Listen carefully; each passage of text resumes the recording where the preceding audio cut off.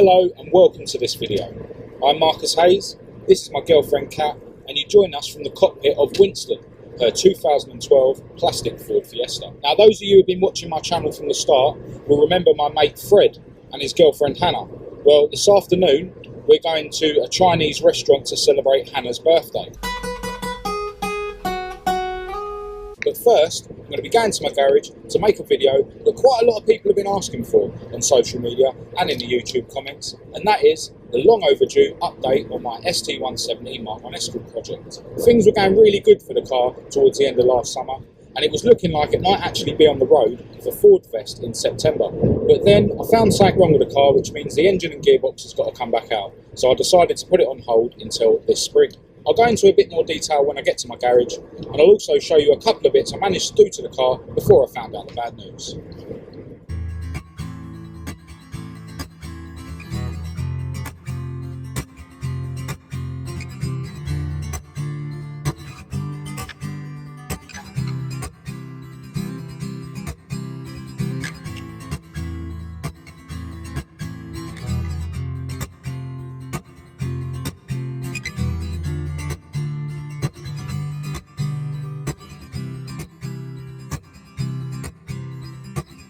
Alright, so there she is, looking pretty dusty, but I'm not going to worry about that at the moment. So, what's happened since the last update? I'm going to start around the back of the car. And as you can see, she now has an exhaust system fitted. Now it's only trial fitted at the moment. It's a 2¼ inch single box stainless steel system from Piper, which is the same company that supplied the exhaust manifold that I already had. Now you'll notice that the tailpipe's sitting a bit low at the moment, and I'll explain why in a minute. But despite this, this system is by far the best off-the-shelf system that I've ever bought. But to be fair, it costs quite a lot more money than any other system that I've bought, so you get what you pay for. Just going to jack the car up so you can have a better look at the system underneath.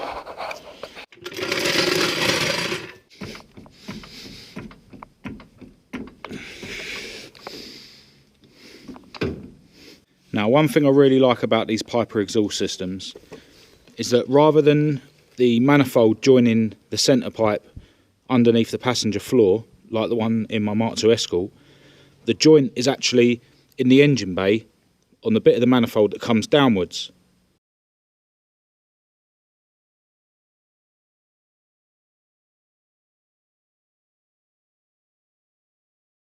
And then the first centre section of the exhaust comes down like that and then along. Now what this means is you've got some adjustability with the height of the exhaust system at the front of the car. Now on the Mark II I had to dent the floor in quite a lot just so that the Ashley exhaust manifold would clear the floor. With this exhaust system I won't have to do that, and obviously with this car being all painted underneath, it's not something I would have wanted to do anyway. Now this exhaust system follows the Escort floor really well. It's a little bit high at the front here, which obviously is easy to adjust as I just mentioned, so I need to bring that down a bit, and that'll actually do me a favour I think at the rear end, and I'll show you why in a minute. Let's have a look underneath the rear of the car. Yeah, really nice polished stainless back box. Now the clamps on this exhaust system line up perfectly with the ones on the body. You've got one just in front of the axle there, and then this one here at the back. Now that is where the original exhaust clamp was bolted from the factory. This car used to have an Ashley exhaust system on, and I had to basically drill a couple of holes in the chassis here and move the original hanger to this position. Obviously I can remove that now, I don't need it. Now I mentioned a minute ago that my tailpipe was hanging a bit low, and the reason for that is I've had to bolt the Piper exhaust mount to this bolt hole rather than the one above it, which I think is how it's supposed to be. Now the reason I can't mount it to the hole above it is because the back box is actually fouling on the bolts that are holding my tank stand in the boot.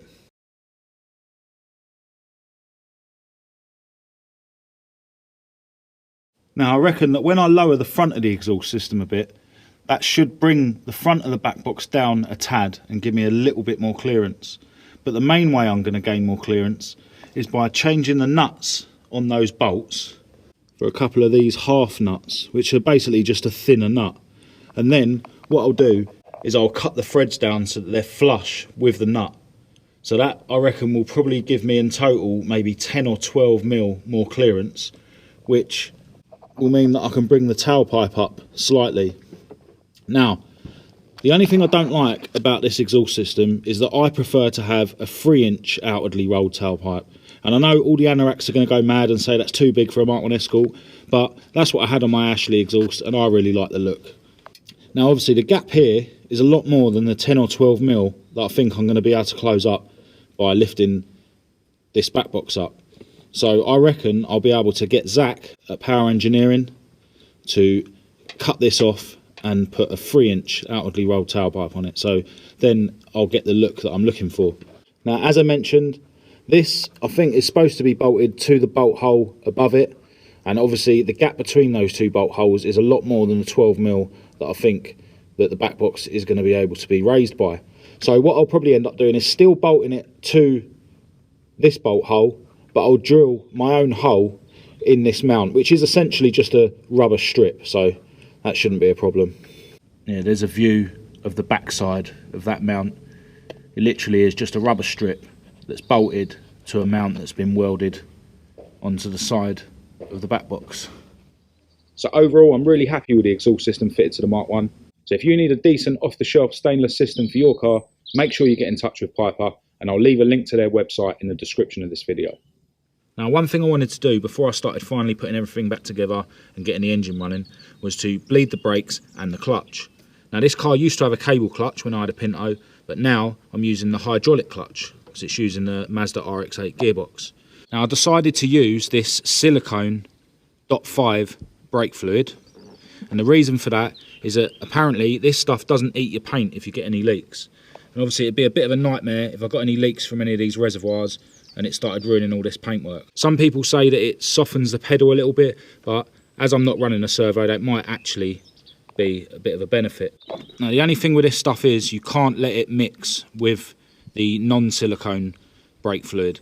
So I had to fully purge the system before I could put this stuff in. Now, I've got this Gunson Easy Bleed kit, and there's loads of videos on YouTube that show how this works, but basically it uses the pressure from one of your tyres to force the fluid around the system, which means you can bleed your brakes on your own without having an assistant pumping the pedal for you. Also, what this was good for was to fully purge the system of the old .4 fluid before I put this .5 silicone stuff in. And obviously I used some of this .5 to flush out any last remaining bits of .4 that might have been in there. And once I get the car on the road, I'll probably fully bleed it again just to be 100% sure. The only bad thing about this stuff is it is proper expensive. I think it was about 30 quid nearly for a litre, whereas you can probably get 5 litres of normal .4 brake fluid for 20 quid. Now, one other thing I bought for the car towards the end of last summer is this silicone hose kit. Now, I bought this from Retro Ford, but I'm not using the Retro Ford radiator and I'm not using a Retro Ford water rail, so I wasn't sure if it would fit, and it doesn't. It fits okay here on the radiator, but this water rail is a bit narrow to go on here. So what I'll either do is take this to a place and have a custom hose made up to fit onto this water rail, or the other option is I could get Zach to modify this water rail so that it will fit onto this hose. The bottom hose in the kit obviously fits okay on the Z-Tech water pump, but it's designed to fit on a radiator that has a 90-degree outlet on it at the bottom, whereas mine is just a straight. So the options there, again, I could either have another hose made up that's got a right angle piece here to go onto this outlet, or I could have Zach weld on a 90-degree outlet onto the radiator itself, or I might even just get away with one 90-degree bit of silicone hose and a joiner somewhere. Not really sure yet. I need to have a look at that and decide what I'm going to do. Now let's talk about the bad news. The issue I had when I tried to bleed the clutch, there was definitely no air in it or anything like that, and when I put the car in gear, and put the clutch down, the car will not roll. So the clutch isn't disengaging properly. I've made sure that it's moving the clutch arm on the gearbox.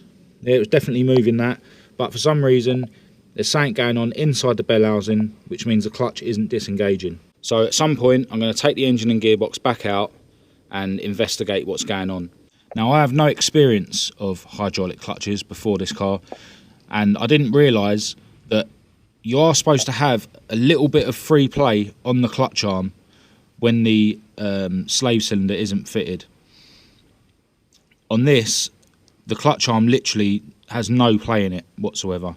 So obviously it's all a bit too tight in there. There's something going on and I need to take it out and investigate. Now, it's not all bad news though, because one thing I didn't have added to my water rail around here is a sender so that my temperature gauge will show me how hot the engine is. So when I do take this engine and box out, I'm going to whip this back off and then get it tapped so that I can screw in the temperature gauge sender.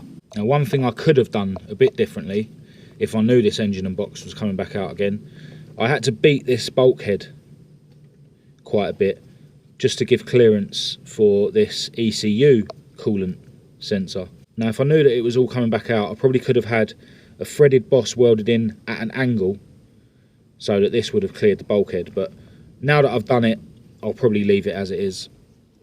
So yeah, a bit disappointing that I've got to take the engine and gearbox back out of the car, but these things happen, and like I said, there is a couple of things that I want to do a bit differently anyway, so it's not all bad.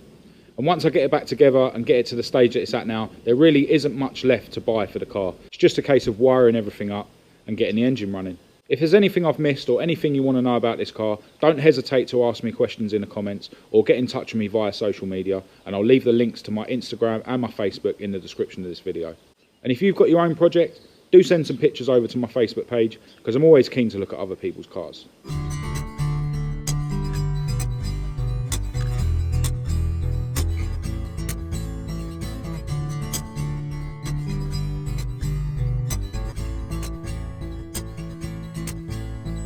Right, so after a quick wardrobe change at the garage, we're now back in the plastic Fiesta and on our way to the Chinese restaurant to get some grub. We're running a bit late, but we're going to meet Lee and Hannah, and they're always late for everything anyway, so it probably won't matter.